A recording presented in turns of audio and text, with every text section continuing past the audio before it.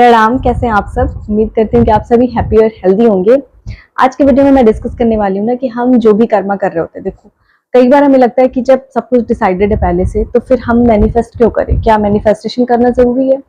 जब सब कुछ डिसाइडेड है हमारे कर्मा के हिसाब से, पास्ट कर्मा के हिसाब से, कि हमको ये चीजें समय पे मिलनी है, तो फिर हमको मैनिफेस्ट करना चाहिए या नहीं। बहुत से लोग कंफ्यूज रहते हैं। तो देखो, मैनिफेस्ट का मतलब होता है कि किसी चीज को चाहना, बड़ी बड़ी इच्छाएं रखना, सोचना। अगर आप सोच सकते हैं कोई चीज, तो आप मैनिफेस्ट आसानी से कर सकते हैं। ठीक है, आपको यूनिवर्स पे भरोसा है, आप जानते हैं कि वो जो करेगा वो अच्छा करेगा, सही टाइम आने पर आपको सही चीज सब कुछ मिल जाएगी।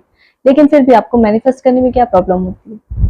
आप अपनी ड्रीम लिखो जो आप चाहते हो, बोलो universe thank you so much, life में सब कुछ बहुत अच्छा, लेकिन अगर ये चीज भी मिल जाती ना तो और अच्छा हो जाता।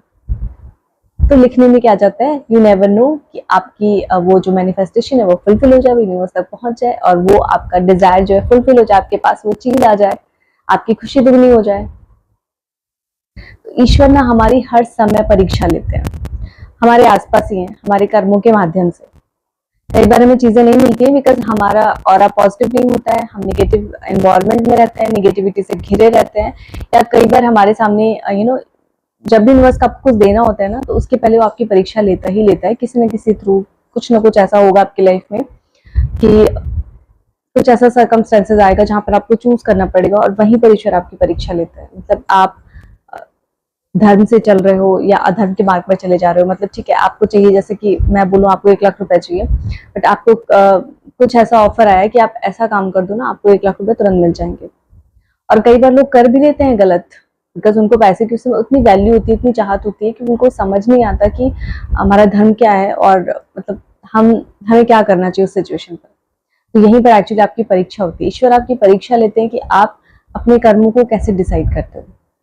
देखो, बचपन में हमें सिखाया जाता था ना, चोरी करना पाप है, नदी किनारे सांप है। मतलब मैंने तो सुना है ये। याद है कि जब भी हम, क्योंकि बचपन में इतनी समझ नहीं होती है, तो हम छोटी छोटी चोरियां करने जाते थे ना। मतलब चोरी तो चोरी होती, चाहे छोटी हो चाहे बड़ी हो। पर मुझे याद है कि अगर मैं भी कोई चीज भी चुराने जाती थी, तो मुझे ये लाइन जरूर याद आती थी, चोरी करना पाप है। मतलब वो मुझे कहीं ना कहीं यूनिवर्स इशारा देता था कि ये गलत है, और फिर भी मैंने कई बार की है। सॉरी सॉरी बोल करके, भगवान जी सॉरी, प्लीज प्लीज मैं ले लेती हूँ, और ऐसे मैंने चोरी कर ली है। वहां पे लालच मेरा हावी हो गया, वो मैं गलत रास्ते पे थी, लालच की वजह से मैंने चोरी करी, दो दो बुरे कर्म मेरे उसमें ऐड हुए। तो वहां पे यूनिवर्स आपकी परीक्षा लेता है कि आप क्या चूज करोगे। अगर मैंने उस सिचुएशन में वहां पर चोरी ना करी होती, और अपने आप को समझा लिया होता कि नहीं, चोरी करना सच में पाप है, मैं ये नहीं करूंगी, मतलब मेरे लालच से बड़ा नहीं है कि मैं चोरी करके अधर्म से पैसा कमाऊं। ठीक है, मुझे इस चीज की लालसा इच्छा है, तो मैं अपने पेरेंट्स से बात करूं या इसके लिए कुछ और ऑप्शन चूज करूं, बट ये गलत रास्ता ना चूज करूं, चोरी ना करूं, तो वहां में बच जाती। तो हम सबकी लाइफ में ऐसे बहुत सारे सिचुएशंस आते हैं जहां पर कि हम जो है वो गलत काम कर लेते हैं, जैसे हमें इतनी ज्यादा नीड होती है और हमको समझ नहीं आता, लेकिन वहीं पर ईश्वर आपकी एक्चुअली परीक्षा ले रहे होते हैं। तो आपके पास ऐसे ऐसा ऐसा ऐसा सिचुएशन आएगा ना।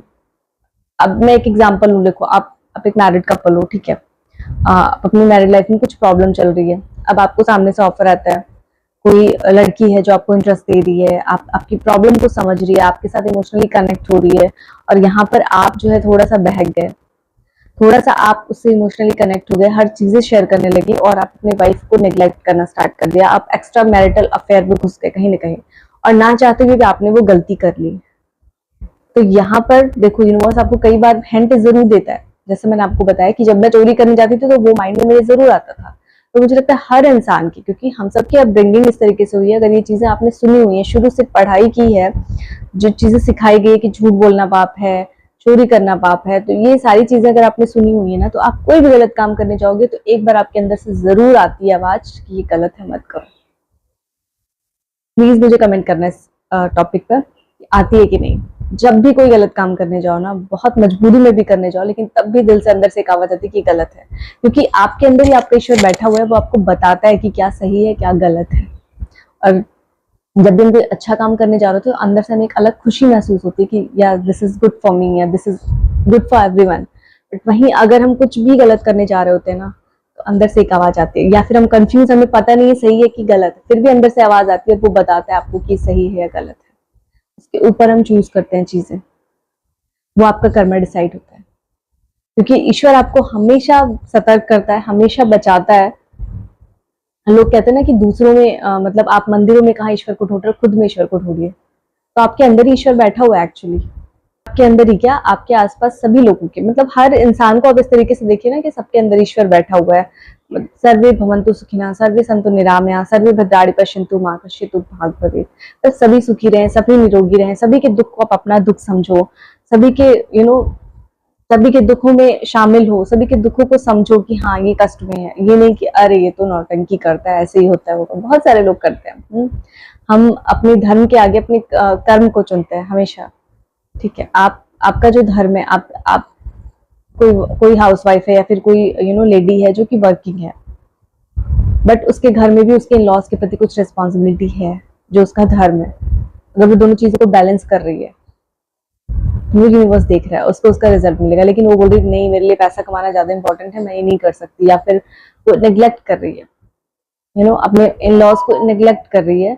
चाहे भले ही घर में खाने वाले उसने नौकर रख दिया है कुछ भी, लेकिन जो पर्सनल प्रॉब्लम है उसके लिए वो उसके पास टाइम नहीं है, बिकॉज वो पैसे अर्न करने में लगी हुई है, बिकॉज उसको पैसे अर्न करने हैं। तो उसका धर्म क्या कहता है यहाँ पर? उसका धर्म सबसे पहले उसके इन लॉज के लिए है, बिकॉज वो बूढ़े हो गए, उनको जरूरत है। आई नो कि पैसे कमाना भी बहुत जरूरी है, बिकॉज आज के टाइम में विदाउट मनी हम तो कुछ एक्सपेक्ट ही नहीं कर सकते, कोई खर्चा ही नहीं उठा सकते किसी चीज का। लेकिन आपको दोनों को बैलेंस करना जरूरी है। और आप जब भी नेग्लेक्ट करोगे ना, आपको अंदर से आवाज आती होगी कहीं ना कहीं, आप जब नेग्लेक्ट करके जा रहे हो अपने काम पे कि ये गलत है, you have to take time. मतलब ये एग्जाम्पल ऐसा है ना कि बहुत सारे लोग इससे रिलेट कर पाएंगे, क्योंकि मोस्ट ऑफ द आज की जनरेशन में ये है, हम पैसे के आगे किसी को नहीं रखते हैं। पैसा is the first priority, because उसके बिना हमारा तो जीवन ही गुजारा ही संभव नहीं है। लेकिन आज का टाइम इतना ज्यादा हमने आधुनिकता में ले लिया है ना कि हम पैसों को इतनी ज्यादा प्रायोरिटी दे रहे हैं, जबकि ऐसा नहीं है। पैसे से ज्यादा प्रायोरिटी आपकी फैमिली, आपकी वैल्यूज की होनी चाहिए। लेकिन हम पैसों को इतनी ज्यादा प्रायोरिटीज दे रहे हैं कि इस चक्कर में हम लोगों को नेग्लेक्ट कर रहे हैं। हमको फर्क नहीं पड़ रहा है, जिसको जो समझना है समझे, जिसको जो करना है करे, हमें तो अपना काम करना है, हम वो करेंगे। और जब भी हम इस तरीके के काम करते हैं, किसी को नेग्लेक्ट करते हैं, तो कहीं ना कहीं आपके दिल से अंदर से आवाज जरूर आती है कि आप गलत कर रहे हो। एक बार पूछ करके जरूर देखना अपने दिल से, प्यार से। जब भी कोई ऐसा काम करो, अंदर से एक बार आवाज जरूर आएगी कि आप गलत कर रहे हो या सही कर रहे हो। इसलिए मैं कहती हूँ कि दूसरे से पूछने की बजाय ना, दूसरे को बैठा के पूछो कि मैंने ऐसा क्या किया, सही किया कि गलत किया। खुद से पूछो ना, बिकॉज आपके अंदर ईश्वर ऑलरेडी बैठा हुआ है, वो आपको बताएगा कि आप सही हो कि गलत हो। और एक्चुअली आपको बताता है, बट उस टाइम पे आप आपको इतना इंपॉर्टेंस देते हो कि उस आवाज को दबा देते हो। लेकिन कभी खाली बैठो तो अपने दिल पर हाथ रख के पूछो कि आप सही कर रहे हो कि गलत कर रहे हो, तो आपको अंदर से जवाब जरूर मिलेगा। I hope this video is useful for you all. So please first time visit कर रहे हैं आप तो please subscribe to my channel. मिलते हैं आपसे नेक्स्ट वीडियो में, तब तक आप सभी अपना ख्याल रखिए और ध्यान रखिए। प्रणाम।